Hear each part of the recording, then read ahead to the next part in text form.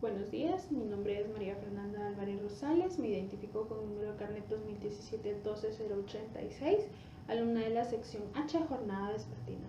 El día de hoy voy a exponer algunos temas relacionados con el tema de derecho a obligaciones y voy a empezar con el primero, que es la determinación relativa de la prestación. Punto 1, introducción, que está en el 1538 del Código Civil y consiste en uno de los requisitos de la prestación en la cual la conducta del deudor constituye un presupuesto necesario en la dinámica de la obligación. Al momento en que acreedor y deudor empiezan una relación, deben dejar descritas algunas cosas, como por ejemplo la forma de entrega de la prestación y su forma de pago. Como punto 2 tenemos las obligaciones específicas, estas están en el 1324 del Código Civil. Y estas obligaciones son todas las cosas u objetos que deben estar debidamente identificadas o especificadas, ya sean bienes muebles o inmuebles, en el cual el deudor debe entregar la misma cosa que se le fue entregada. Como por ejemplo, yo le entrego a Laura este libro, Laura debe devolverme a mí el mismo libro. Como punto 3 tenemos las obligaciones genéricas, estas están en el artículo 1321, 1322 y 1324 del Código Civil y también son llamadas obligaciones de entregar cosas, en las cuales hay que hacer entrega y esta entrega consiste en cosas comunes referentes a una especie, a un género. Estas pueden ser por cantidad, pueden estar pesadas o pueden ser medidas, en las cuales el deudor debe entregar la misma cosa de una especie o género o la calidad de dicha obligación. Como punto 4 tenemos el régimen jurídico, este está en el 1321 y 1322 del Código Civil y la primera parte está en el 1321 que es el cumplimiento de la entrega de la calidad de las cosas y la segunda parte en el 1322 que es el incumplimiento por la imposición sobrevenida. Punto 5 tenemos la especificación. Quiere decir que las obligaciones genéricas pueden volverse específicas siempre y cuando adopte un régimen mediante la individualización de la prestación, en la cual se traslada ciertos riesgos al acreedor. Como punto 6 están las obligaciones de género limitado o delimitado. No solo se constituyen un género, sino también en el lugar de la entrega o la forma externa en que se va a hacer la entrega. Como punto 7 tenemos las obligaciones alternativas, estas están en 1334 al 1340 del Código Civil y estas obligaciones alternativas constituyen un acto en el cual consisten varias prestaciones de las cuales el deudor puede elegir una para poder cumplirla. Como punto 8 tenemos obligaciones facultativas, estas están en el 1341 del Código Civil, y es que en esta existe solo una prestación, la que está totalmente individualizada desde el inicio de la relación. Vamos a ver algunas diferencias entre las prestaciones. La primera es la diferencia entre específicas y genéricas. Acá las específicas están determinadas, mientras que las genéricas no lo están. También está la diferencia entre facultativas y alternativas, facultad de elección, mientras que en las alternativas sí hay una facultad de elección. Luego está la diferencia entre facultativas y genéricas. Las facultativas están determinadas y las genéricas no están determinadas. Y por último tenemos la obligación entre facultativa y accesoria. Las accesorias dependen de una obligación principal, mientras que las accesorias no dependen de ninguna obligación.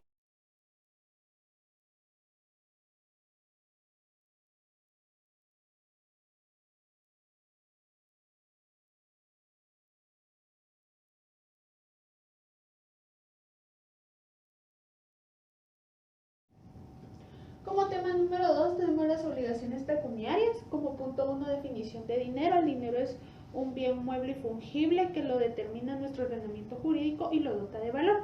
También es un poder liberatorio de las obligaciones como medio de pago. Como punto 2 tenemos las funciones del dinero. Tenemos 4, que es el intercambio. Este es una suma de dinero a cambio de bienes o proveerse de algún servicio. Como medio de valor es el valor que se le va a determinar a la prestación. Como medida de pago, que es el pago que va a hacer el deudor al momento de tener algún atraso en sus obligaciones y como unidad de cuenta que es muy parecida a la medida de pago. Como punto 3 tenemos las deudas en dinero. Acá se divide en dos, la primera que es la deuda de suma de dinero y la segunda que es la deuda de valor.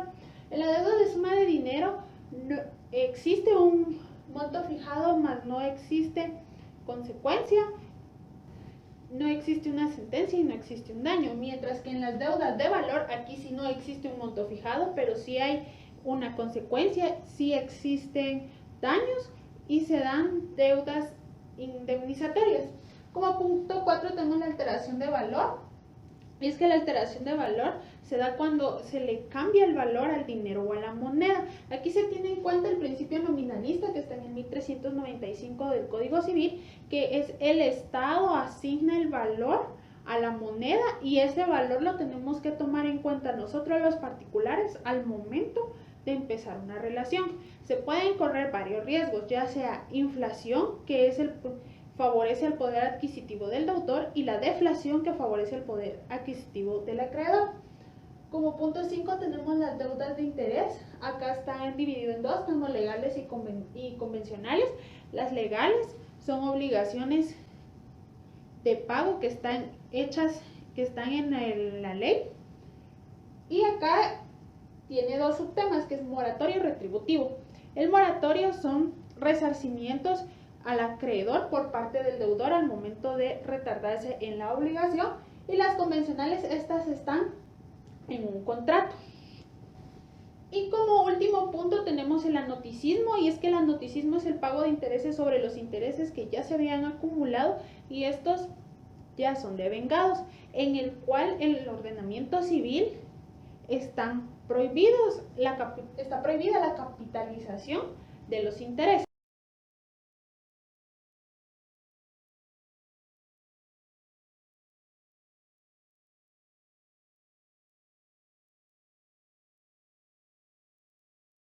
Como tema número 3 tenemos el incumplimiento de la obligación. Punto 1, definición de pago, que está en 1330 al 1422 del Código Civil, y es que el pago es el total cumplimiento de una obligación llevada a cabo por el deudor para extinguir cualquier relación o vínculo que tenga con el acreedor. Punto 2 tenemos los sujetos de pago. Acá encontramos 5. El primero es el pago realizado por terceros, que están en 1382 del Código Civil, y este es cuando una persona ajena a la relación hace el pago por el deudor. También está el pago realizado por persona autorizada, esto está en el 1384 del Código Civil, y es que acá el acreedor puede autorizar a una persona que realice el pago, ya sea como modatario o como representante legal. Como número 3 está el pago por acreedor aparente, esto está en el 1389 del Código Civil, y acá el pago lo realiza una persona que no cumple todas las características de un acreedor verdadero. También está el pago por ingreso de cuenta corriente bancaria. Aquí el acreedor y el deudor deben estar de acuerdo que haya una tercera persona que actúa como persona jurídica y recibe el pago, que en este caso sería el banco. Y acá el pago mediante tarjeta de crédito, que es uno de los pagos que se utiliza mucho en los tiempos modernos, y es que acá el acreedor recibe la tarjeta del deudor para poder realizarse su pago. Y como punto 3 tenemos los requisitos objetivos del pago, y es que los requisitos deben ser exactitud, integridad, con totalidad de pago y también con identidad que está determinada en el contrato. ¿Qué quiere decir esto? Que el acreedor no puede y no quiere recibir algo diferente a lo que fue pactado en el contrato. Como punto 4 está el momento temporal del cumplimiento de pago, esto está en el 1398 del Código Civil, y es que el pago se va a hacer en el lugar designado en el contrato, o si no se hará en donde existiera la cosa o el bien que fue tratado, y si en dado caso esto ya no existiera, se hará en el domicilio del deudor. Como punto 5 tenemos la prueba de pago, esto está regulado en el 1390 del Código Civil, y esta es el derecho que tiene el deudor de exigir al acreedor que le entregue una prueba de que él ya terminó toda obligación con él y el acreedor está obligado a entregarla. Y como punto 6 tenemos la imputación de pago. Esto está en el 1404 del Código Civil y es la señalización de deudas o deudas que deben de asignarse en la prestación y que el deudor debe realizar. Tiene requisitos que en tanto el acreedor y el deudor deben existir varias deudas de la misma especie o de la misma naturaleza, deben ser homogéneas y que sean exigibles y vencidas.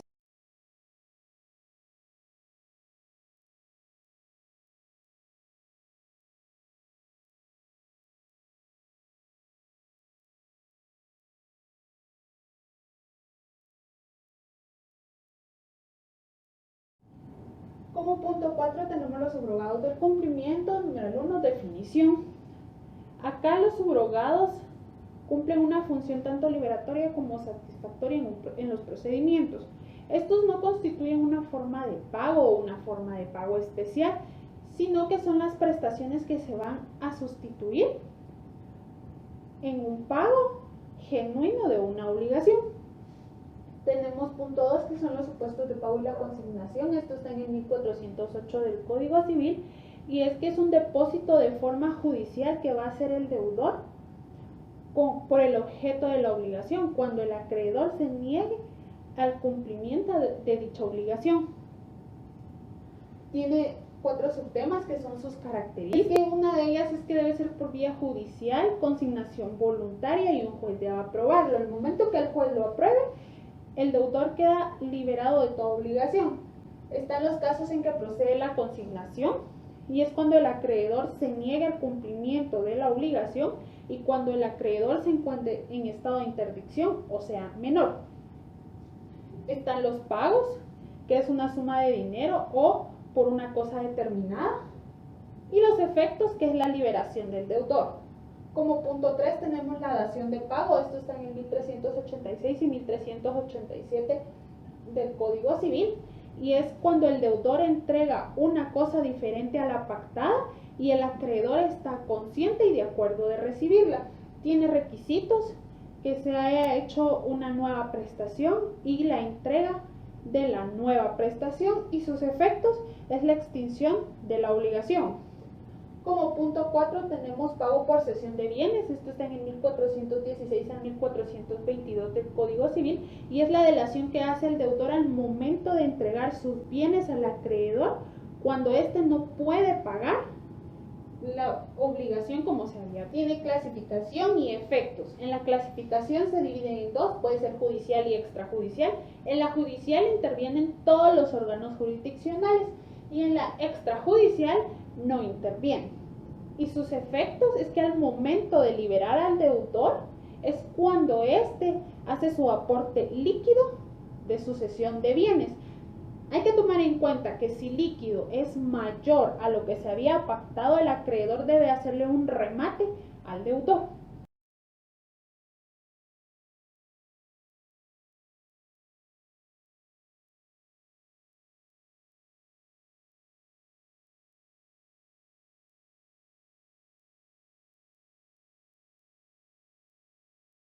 Como tema 5 tenemos el incumplimiento de la obligación. Punto 1, definición, que es el incumplimiento de la insatisfacción del acreedor por la omisión de la prestación llevada a cabo por el deudor en el tiempo previsto y pactado en el contrato. Este tiempo previsto ocasiona una lesión al acreedor, que eso sería un derecho a crédito. Como punto 2 tenemos las consecuencias y esto es reparar el daño causado al acreedor, que este es objeto de perjuicio, de disminución de su patrimonio. Y como punto 3 tenemos los tipos. Esto es como un supuesto complejo que se divide en dos, en responsabilidad contractual y responsabilidad extracontractual.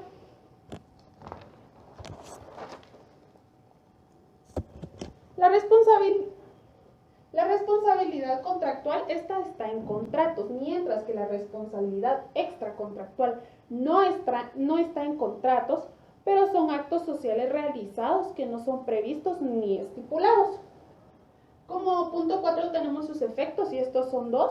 El primero es que reparar los daños causados y el segundo es la sujeción del patrimonio del deudor como objeto de agresión por parte del acreedor al momento de atribuir a los órganos jurisdiccionales. Esto es por medio de coacción. Y como punto 5 tenemos las clases o variantes de incumplimiento. Acá tenemos un subtema que es el retraso de la ejecución. Esto está en el 1428 al 1432 del Código. Prestación es en la prestación es posible, aunque tardíamente sea realizada, sería objetivamente para el acreedor, pero este recae en mora.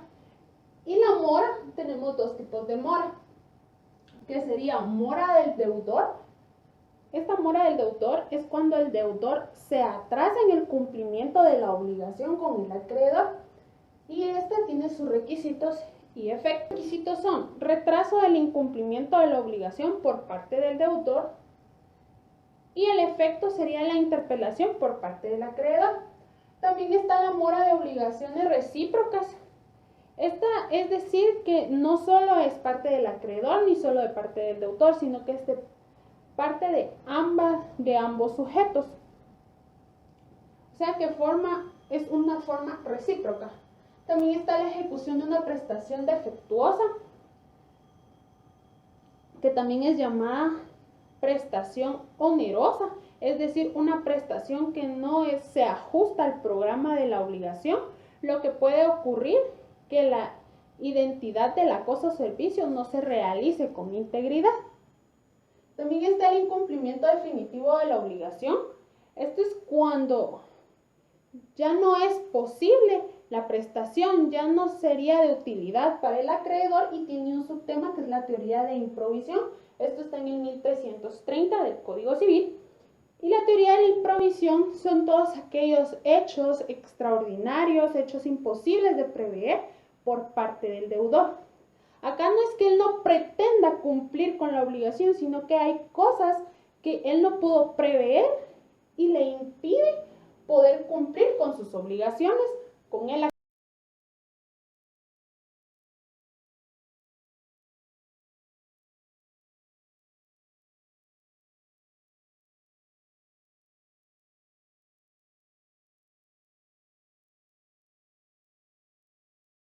Como punto 6 tenemos la responsabilidad por incumplimiento. Punto 1, fundamento de la responsabilidad contractual y extracontractual. Acá vamos a ver diferencias entre estas dos. Es que la responsabilidad contractual existe una diferencia obligatoria, mientras que en la extracontractual no existe relación obligatoria. También está la responsabilidad. En la responsabilidad contractual está fundada en un contrato, mientras que la extracontractual no tiene contrato. Como punto 2 tenemos las líneas directrices de responsabilidad del deudor. Esto es en el 1423 y 1424 del Código Civil y es el incumplimiento del deudor. Se presume en culpa suya mientras éste no presente o pruebe lo contrario. Es decir, que si al momento del incumplimiento el deudor debe dar un resarcimiento al acreedor por daño causado si éste no prueba que no fue intencional. Como punto 3 tenemos los criterios de imputación de daño del incumplimiento y esto son pérdidas sufridas en el patrimonio del acreedor como consecuencia del incumplimiento de la obligación por parte del deudor. Acá tenemos lo que debe ser real, no debe ser imaginario ni hipotético y los perjuicios que son las ganancias lícitas dejadas de percibir por el deudor. Como número 4 tenemos las consecuencias del incumplimiento en el orden de responsabilidad del deudor. Acá se presentan tres problemas y el primero es la omisión. La omisión es decir, la no ejecución del cumplimiento de la obligación y el segundo que sería daños y perjuicios ulteriores a la obligación.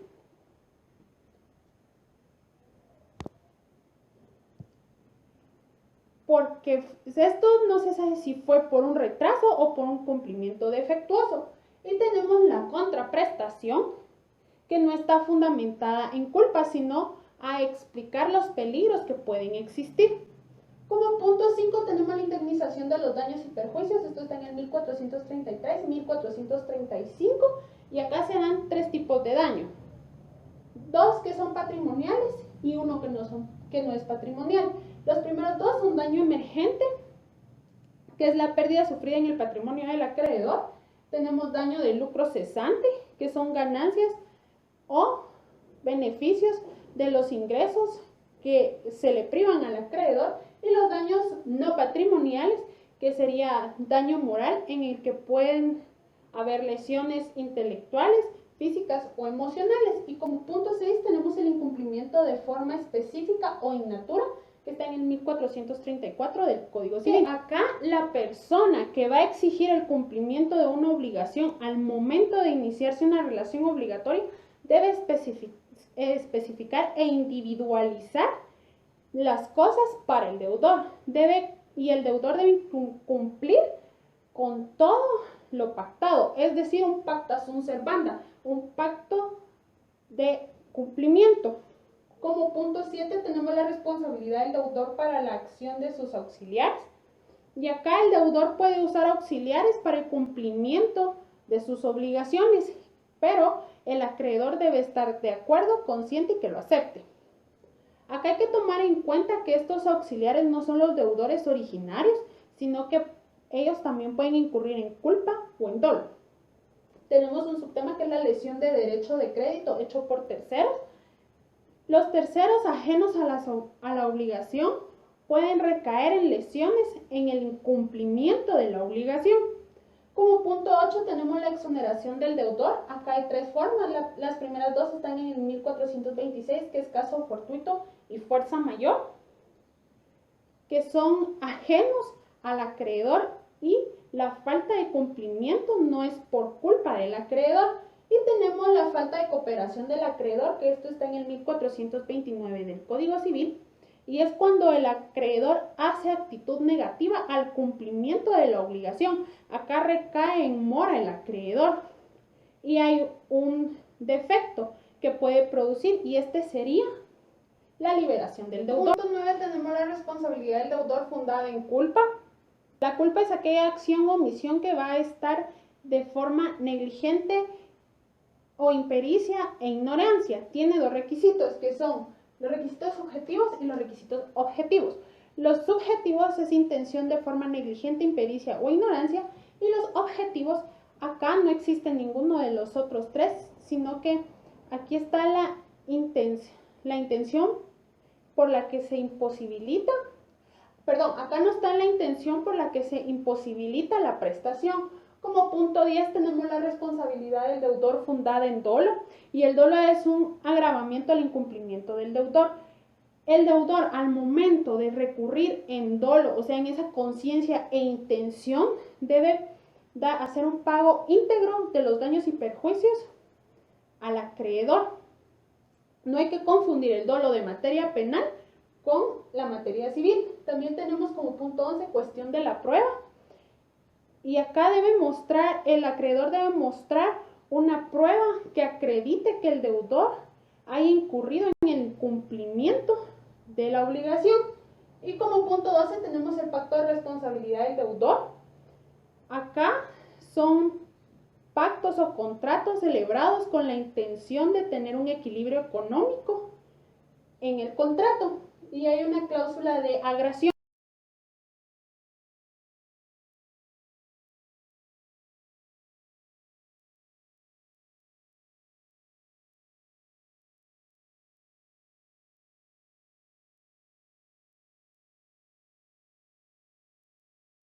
Como punto 7 tenemos la defensa de derecho de crédito. Este es el último tema.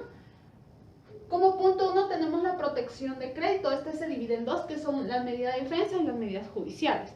Las medidas de defensa son aquellas facultades y acciones que el ordenamiento jurídico le atribuye al acreedor en la protección de sus intereses, sea según la relación obligatoria. Cuando existe una insatisfacción total o parcial, hablamos de una tutela defensiva. En cambio, cuando existe una insatisfacción en la que corre peligro, es una tutela preventiva. Las medidas judiciales, que son las conocidas como medidas de garantía, tenemos tres, y el primero es el arraigo. que es temor por la ausencia o la ocultación del demandado. El perjudicado debe emitir un arraigo, o sea, el acreedor va a emitir un arraigo hacia el deudor.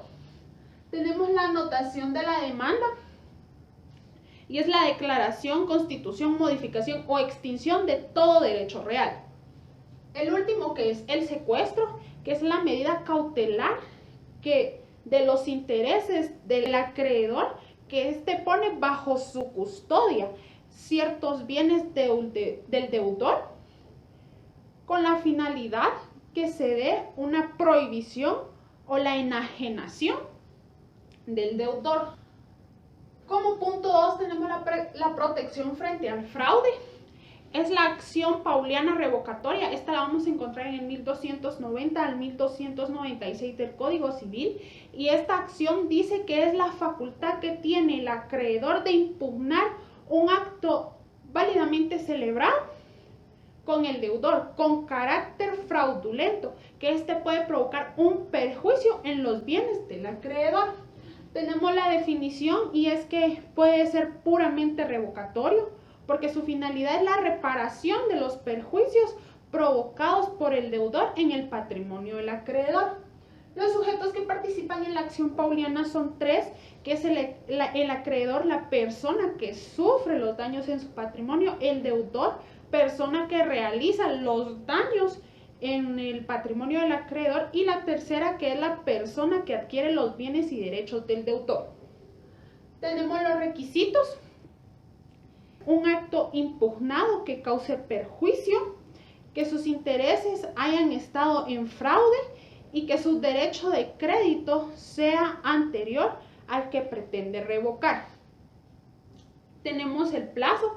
El plazo debe ser 1 año desde el momento en que se hizo la celebración o se verifica en la fecha en el contrato. Tiene los efectos y estos son dos. La persona que haya actuado de mala fe debe devolver los frutos de los bienes de los que ha dañado. Y el segundo sería la persona que se le imposibilite dar esa prestación debe indemnizar los daños y perjuicios.